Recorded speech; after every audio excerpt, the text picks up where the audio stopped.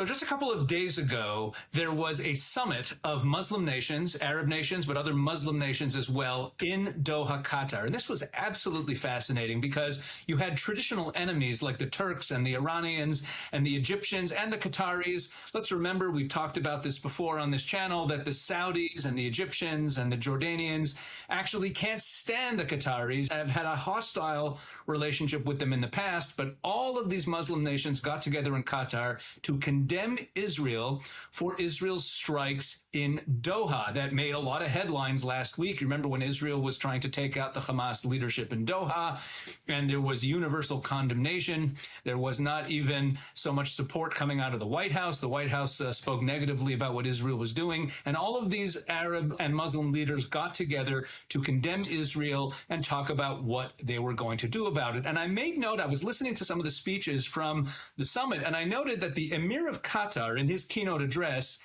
in his criticism of Israel, was saying that Israel seems to think that they could just go ahead and attack anyone wherever they want, at any time that they want, and that this is an unconscionable situation. And it made me think about something we talked about in the wake of the Iran war, the 12-day war from a few months ago. At the time, I made a video where we talked about some of the strategic advantages that Israel had gained in that war that went beyond the destruction of the nuclear facilities that everyone was so focused on. And at the top of the list is that Israel, only 1 day or 2 days into that war, gained air superiority and a free and open air corridor from Israel through Syria, through Iraq, all the way to Iran. And essentially, Israel had gained air dominance over the entire Middle East. And during that war, Israel Defense Minister Israel Katz made it a point of going in front of the mics and saying to the media that Israel had no intention of surrendering that air superiority. And we speculated at the time that perhaps Israel was really serious and that this air superiority would stay in Israel's hands long term.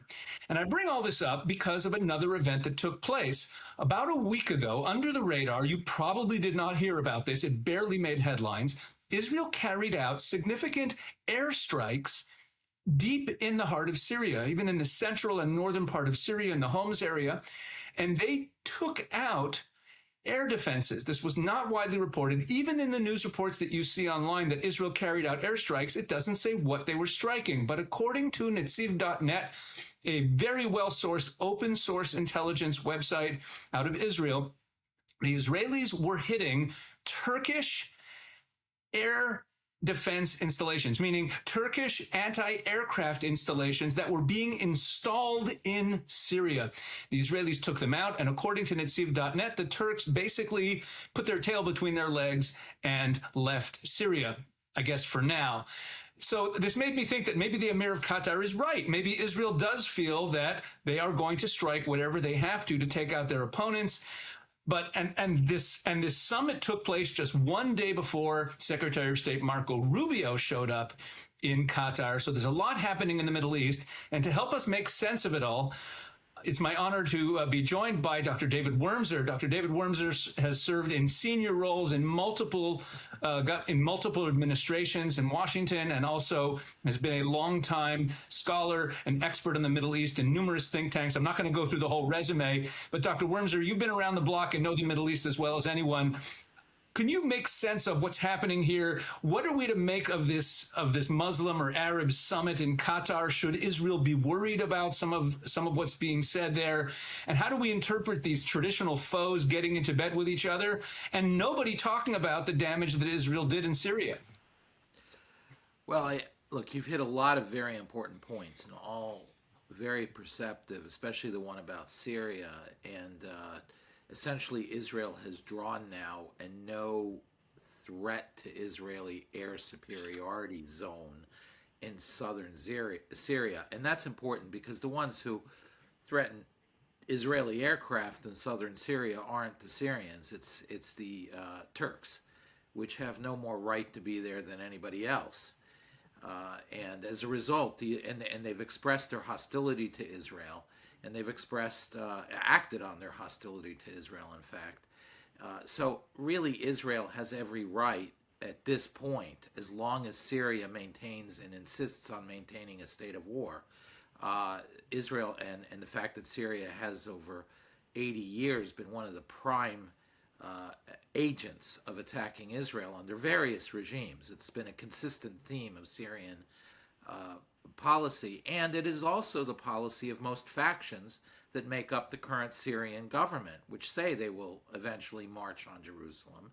And the Syrian government itself seems to believe that it has some inherent right to belligerency against the Jewish state unless the Jewish state gives in to their demands. And by the way, this is something also that pertains to Qatar, or Qatar, as they would say it. It's this idea that they have the right to stay at war and not make peace against against a current full-standing UN Charter member. If a nation does not want to have any acts of belligerency against it, then it can't insist on maintaining a state of belligerency against another country. It's a two-way street. Qatar, if it really wants peace with Israel, it needs to make peace with Israel. Now, let's be clear about something here. I'll go back to the corridor issue, the bombing. Well, let me just clarify this point. I just want to paraphrase it back and make sure I understand you. What you're simply saying is, if you're going to say we don't recognize Israel's right to exist, and we are in a state of, and we're going to house Israel's enemies, and we're going to engage in all kinds of propaganda war against Israel, and we're going to fund Israel's terrorist enemies, then you can't then complain when Israel takes out military installations that were designed to attack Israel, or takes out hostile enemies that you're housing, like the Hamas leadership in Qatar. You can't play both sides. Exactly, and I would actually add two things to it. First of all, Qatar is not only maintaining a state of belligerency, it is acting on the state of belligerency that it's maintaining. It is funding organizations that are attacking Israelis. They had a major role on October 7th in terms of funding Hamas. Second of all, Al Jazeera played an intelligence role and a propaganda role and an incitement role during that, after that, and before it. Al Jazeera has attacked Israel's neighbors, trying to destabilize peace in Egypt.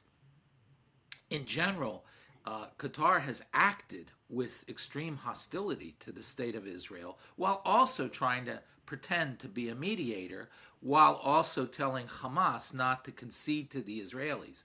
So this is really like calling somebody's attorney an independent mediator. They're not. They're an attorney for the client. And in this case, it's an attorney that is complicit in the crime of the client.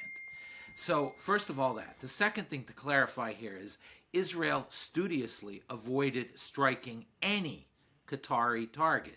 They struck Hamas residing in Qatar.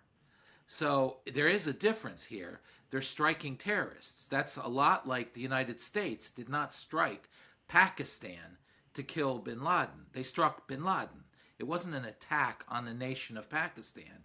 Similarly, Israeli squads in the 1970s tracked down and killed PLO operatives that had conducted the Munich Olympic game massacre in places like Stockholm and Rome and so forth.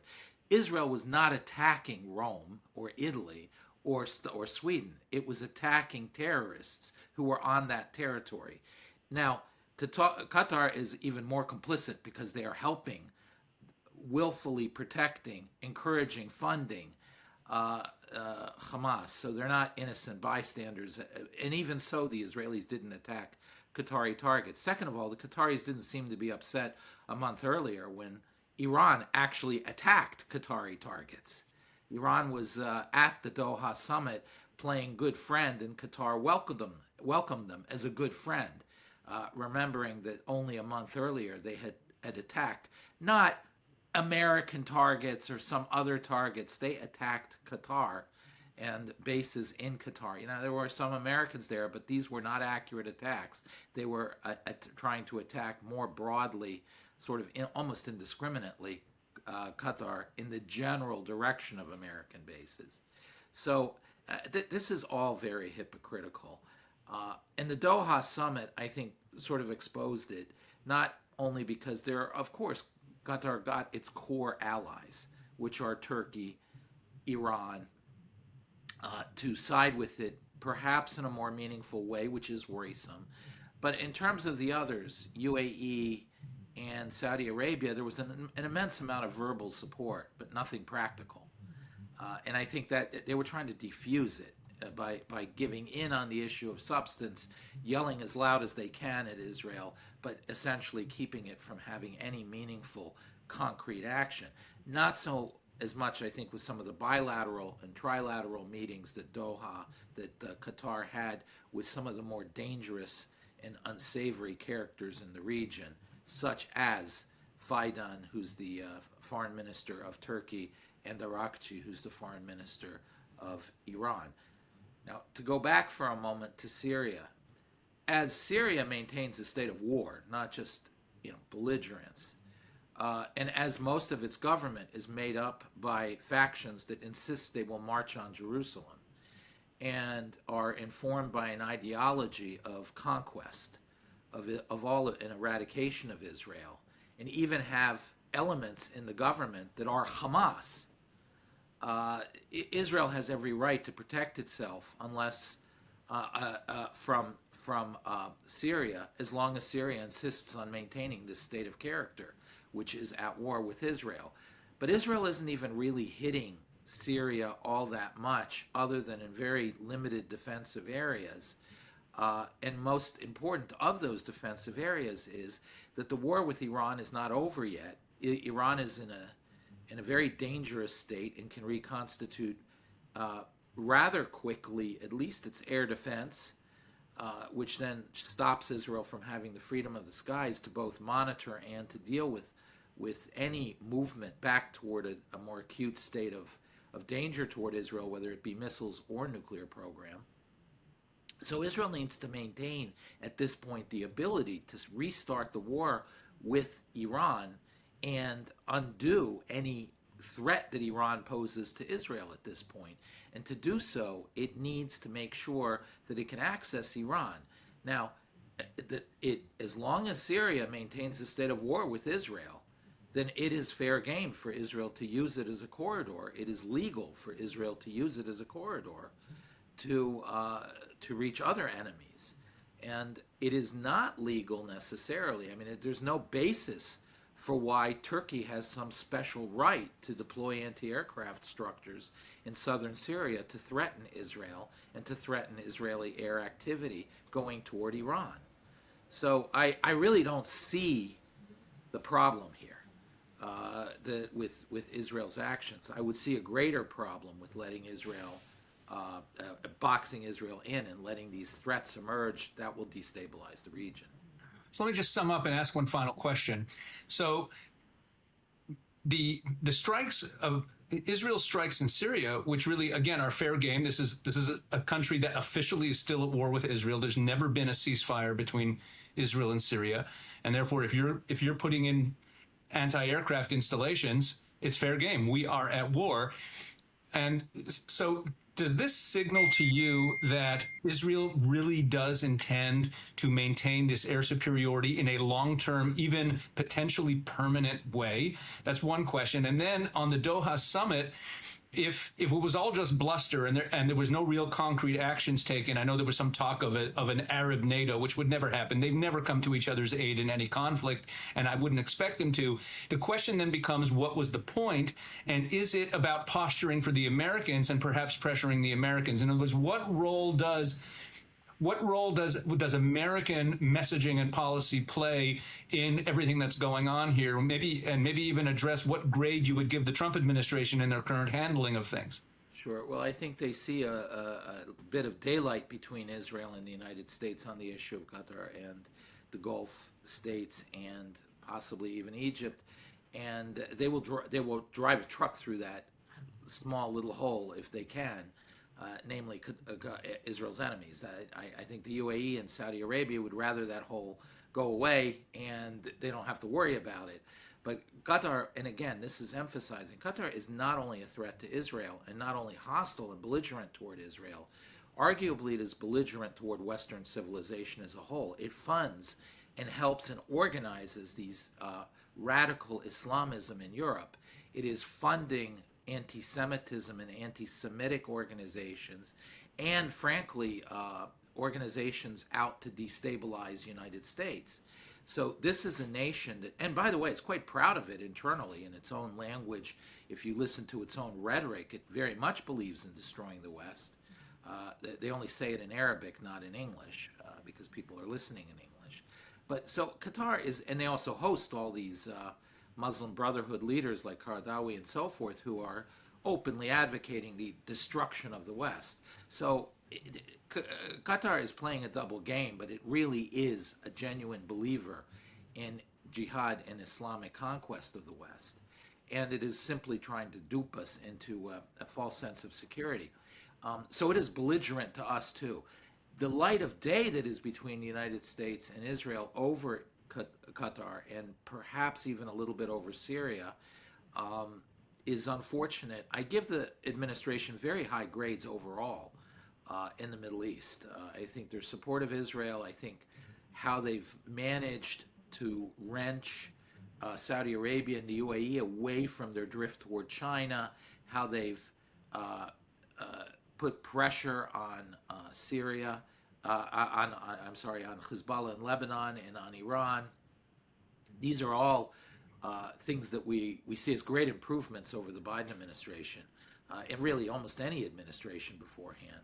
So I give him very high grades on that. But I think he will eventually see the hostility of Qatar to the United States and to Israel. It's a question of realization. Washington has not really been full exposed to what Qatar really is. So I think it's a learning curve for the United States as a whole, including this administration.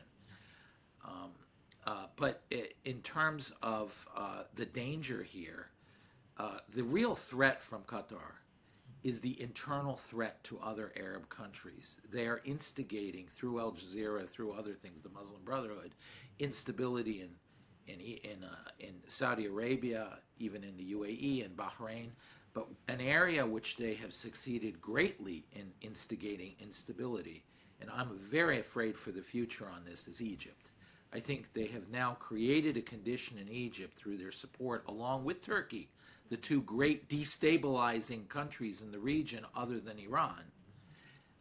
They have, and working with China, by the way, one has to look at Turkey and Qatar as an extension of China's strategic thrust into the region, along with Pakistan. So you see really a block forming here that is instrumental strategically for China. Well, they've been zeroing in on turning Egypt, and I think we're underestimating how much the government of Egypt is now dysfunctional and lost control and is drifting in a hostile direction to the West and to Israel, because essentially it's lost control of its own country. And that's Qatar behind it.